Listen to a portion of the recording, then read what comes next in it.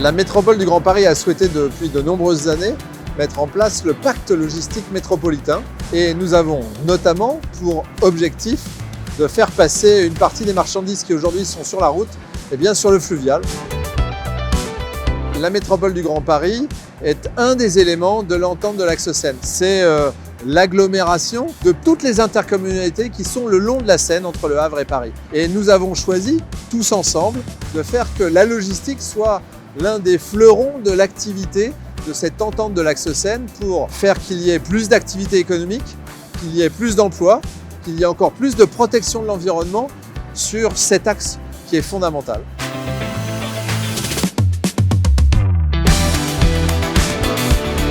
La sortie de ces marchandises en conteneurs sont transférées immédiatement sur des véhicules électriques, des 7,5 tonnes pour assurer le dernier kilomètre. Depuis décembre 2022, IKEA livre ses clients parisiens grâce à cette solution multimodale qui est inédite. Après 2 ans et demi d'exploitation, on voit que ça fonctionne et ça fonctionne très bien. Il y a plus de 160 000 clients parisiens qui ont été livrés grâce à la Seine. Et cela représente 16 000 camions en moins sur les routes. Donc on vient s'affranchir d'un aléa qui est lié à la congestion en entrée de Paris. On a pu fiabiliser les créneaux de livraison, donc c'est une meilleure expérience pour les clients.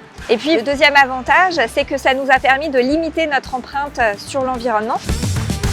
Il y a d'autres sociétés qui ont fait ce choix. Franprix en est un exemple en partant du port de Bonneuil jusqu'au port de la Bourdonnais, au pied de la Tour Eiffel. Mais on pense aussi à Fluidis qui a permis de mettre en place des bateaux et faire ses livraisons avec de la cyclo-logistique. Le pacte logistique métropolitain, c'est de l'innovation. C'est passer par le fleuve, c'est de la cyclo-logistique, c'est utiliser des modes vertueux, électriques par exemple, mais aussi au GNV et à d'autres carburants, organiser avec les 130 communes de la métropole les aires de livraison, la circulation et le stationnement. C'est tout simplement innovant à l'échelle d'une métropole de 7,2 millions d'habitants et c'est assurer le côté vertueux d'une politique qui aujourd'hui se tourne vers les concitoyens.